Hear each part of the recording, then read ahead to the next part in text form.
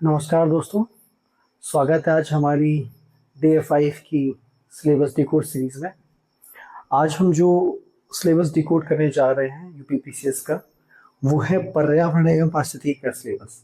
ठीक है दोस्तों, ये इतना इम्पोर्टेंट है ये टॉपिक जीएस1 के लिए प्रीलिम्स पॉइंट ऑफ व्यू से कि आप इस सेक्शन को बहुत ज़्यादा स्कोरिंग बना सकते हैं और अपने प्री के क्वालिफाई के सपने को सर्च कर सकते हैं कि आपका जो प्री क्वालिफाई करने का सपना है पीसीएस का, वो इस सेक्शन के माध्यम से, ठीक है, बहुत पॉसिबल है। उसका रीज़न क्या है कि ये सेक्शन जो है वो बहुत ही ज़्यादा स्कोरिंग है और बहुत ही ज़्यादा आसान भी है। इसका syllabus comparative to the other subject, जब आप दूसरे सब्जेक्ट से इसकी तुलना करेंगे तो सब्जेक्ट भी बहुत ही छोटा है। ठीक है, लगभग इस सब्जेक्ट में आपके 10 से 11 चैप्टर्स हैं जिनको आपको पढ़ने हैं। आप घटना चक्र ही देखेंगे तो वो लगभग 11 चैप्टर्स में डिवाइडेड है।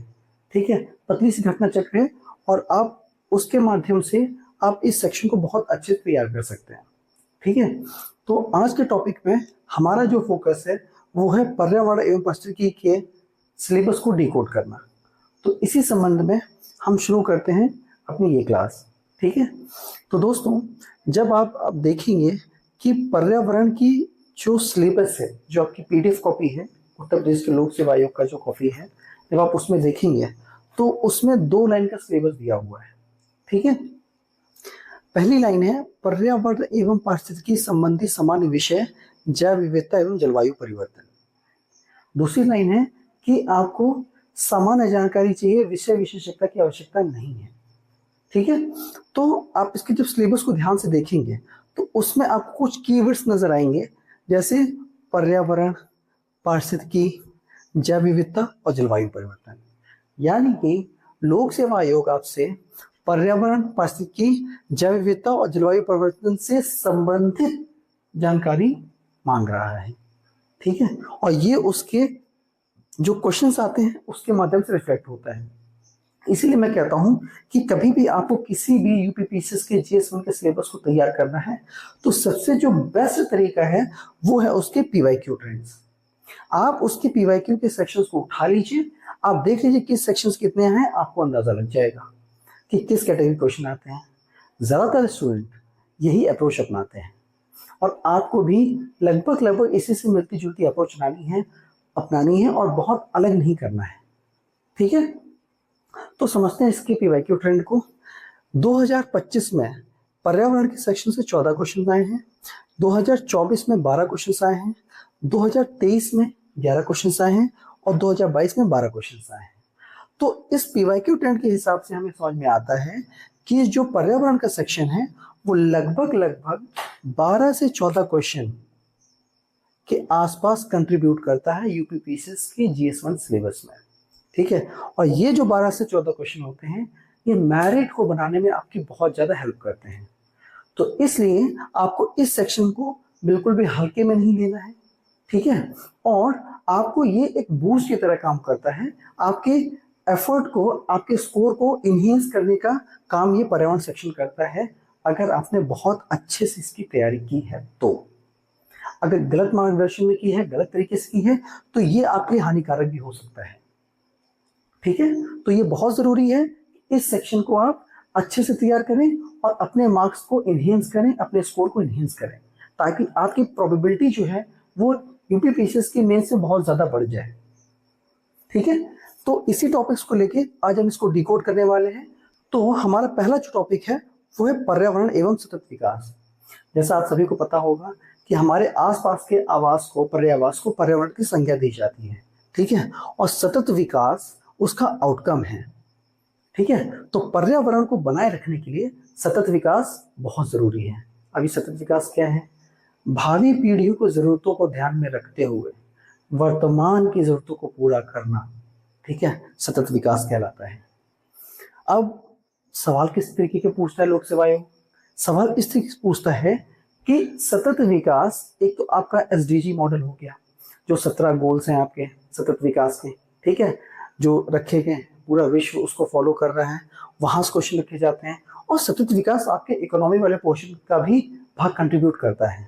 तो आप उसको और इस पर्यावरण सतत विकास को मिला लें तो लगभग लगभग आपका 1 या 2 क्वेश्चन सतत विकास से आता ही आता है। तो ये बहुत महत्वपूर्ण टॉपिक है आपके लिए। हालांकि सारे महत्वपूर्ण टॉपिक हैं, ठीक है, लेकिन जहां से क्वेश्चन बनता ही बनता है वो है आपका सतत विकास। यहां से आपका 1 या 2 क्वेश्चन बनता ही बनता है। आप इसके पीवाईक्यू उठा के देखेंगे, आपको समझ में आ जाएगा कि क्वेश्चन कैसे बनाते हैं। सतत विकास से या तो रिपोर्ट पूछ देंगे, या तो SNSDN का आपको पूछ देंगे सम्मेलन कहाँ हुआ सतत विकास का, ठीक है, या आपका कॉप सम्मेलन पूछ देंगे, या SDG रिपोर्ट पूछ देंगे, ठीक है, या SDG इंडेक्स पूछ देंगे। तो इस तरीके से, जो कि आपका नीति आयोग के थ्रू रिलीज किया जाता है, तो इस तरीके से आपके इस टॉपिक से क्वेश्चन रखता है, ठीक है। तो आपको जरूरत है कि इसको बहुत अच्छे से तैयार करने की, जो कि हम तैयार भी करवाएंगे, ठीक है। बढ़ते हैं अगले टॉपिक की तरफ, वो है हमारा पारिस्थितिकी यानी इकोलॉजी। इकोलॉजी में कैसे क्वेश्चन पूछ रहा है दोस्तों? इकोलॉजी में बेसिकली ये ज्यादातर स्टैटिक टाइप के क्वेश्चन पूछता है, ठीक है, कि आपका जैसे फलानी पारिस्थितिक परिभाषा किस वैज्ञानिक ने दी थी, चाहे वो ओडम हो, चाहे वो नीचे हो, ठीक है। तो जितनी भी परिभाषाएं टाइप के क्वेश्चन है वो यहाँ से रखता है। प्लस फूड चेन, इसको हम बोलते हैं खाद्य साइकिल जिसे बोलते हैं ना, वो हो गई आपकी फूड चेन, ठीक है। फूड वेब हो गया, ठीक है। और आपका इकोलॉजी पिरामिड हो गया। जितने भी पिरामिड होते हैं, ठीक है, चाहे वो आपके जल वाले पिरामिड हो जो रिवर्स बनते हैं, चाहे वो स्थलीय पिरामिड हो, इस तरह के क्वेश्चन आपके पारिस्थितिकी वाले सेक्शन में फ्रेम किए जाते हैं, जो कि स्टैटिक काइंड ऑफ क्वेश्चंस होते हैं ज्यादातर, ठीक है। अगला टॉपिक बहुत बहुत बहुत बहुत बहुत इंपॉर्टेंट है दोस्तों। पूरी दुनिया में जैव विविधता फैली हुई है, चाहे वो भारत हो, चाहे वो अमेरिका हो, ब्राजील हो, पूरी दुनिया में जैव विविधता फैली हुई है। तो जैव विविधता से जुड़े हुए सवाल रखता ही रखता है हर हाल में। इस बात को आप छाप दो, ठीक है। तो लगभग 2 से 3 सवाल जैव विविधता, वन जीव अभ्यारण्य, जैव मंडल रिजर्व, इन सबसे पूछता पूछता है, ठीक है। तो ये कैटेगरी एकदम स्पेशल कैटेगरी है, जलवायु परिवर्तन की स्पेशल कैटेगरी है, और करंट अफेयर्स की स्पेशल कैटेगरी, जहां से क्वेश्चंस इजीली आप अटेम्प्ट कर सकते हो बिना किसी गलती के, ठीक है। तो आते हैं 3rd नंबर टॉपिक के ऊपर, जैव विविधता, वन एवं वन्य जीव अभ्यारण्य, जैव मंडल रिजर्व, ठीक है, हॉटस्पॉट, रिपोर्ट्स, नियम कानून।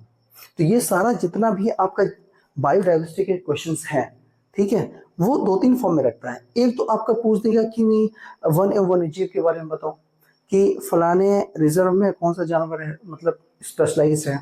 या फिर आपसे पूछ देगा अभ्यारण्य कौन से राज्य में स्थित, आपको मैच कराने दे देगा, दुधवा कहाँ पे है, ठीक है। आपसे काजीरंगा पूछ देगा कहाँ है, मोल्लेम कहाँ है, ठीक है।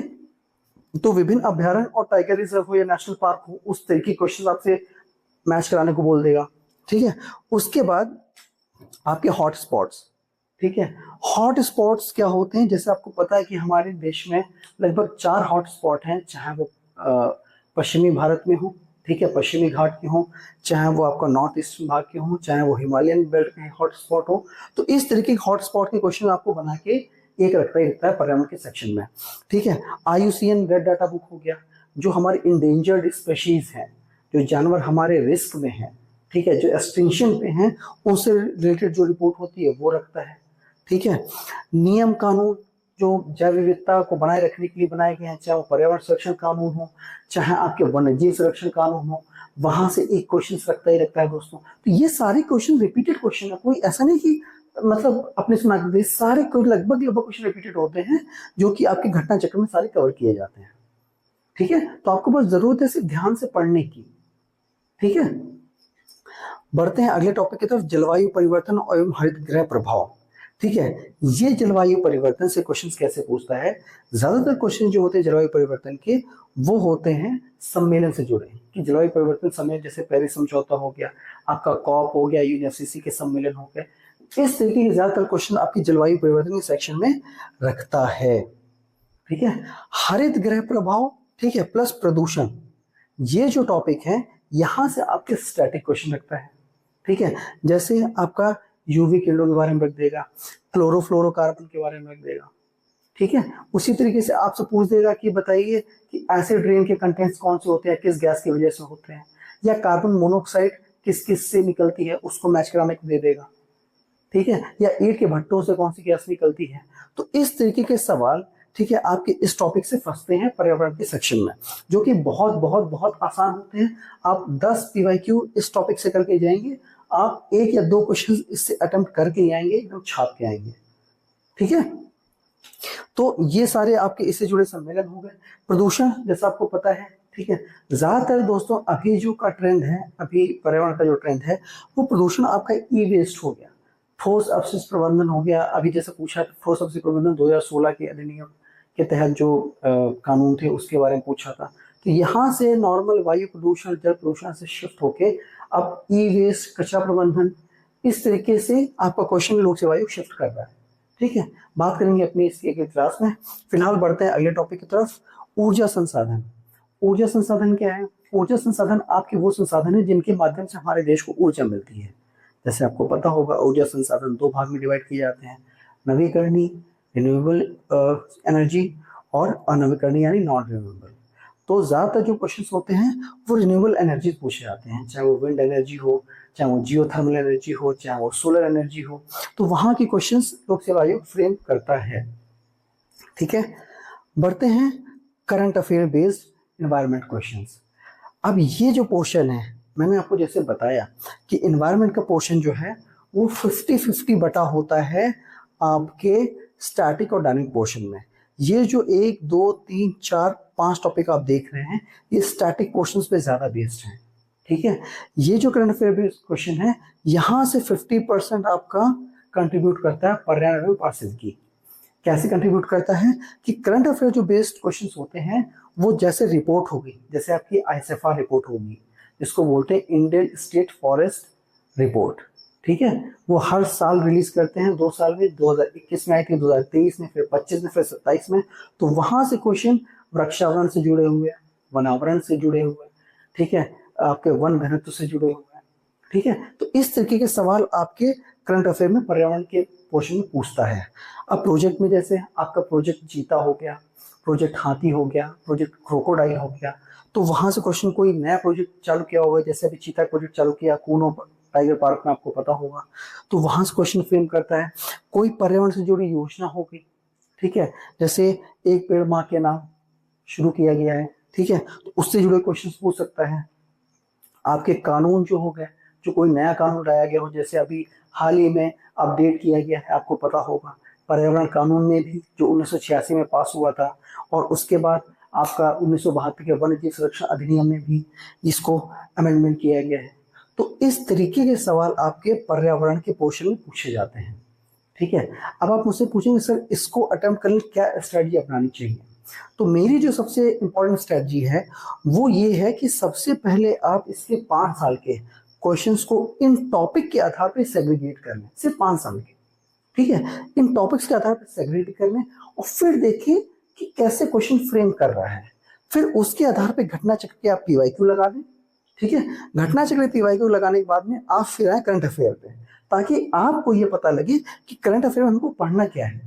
करंट अफेयर की बहुत सारी मैगजीन्स हैं, चाहे वो दृष्टि हो, चाहे वो विजन हो, चाहे वो आपका प्रतियोगिता दर्पण हो, चाहे वो घटना चक्र हो। दोस्तों बहुत सारा डाटा दे देता है, लेकिन आपको पढ़ना क्या डाटा है वो चीज़ आपको सिर्फ पीवाईक्यू ही बताएंगे।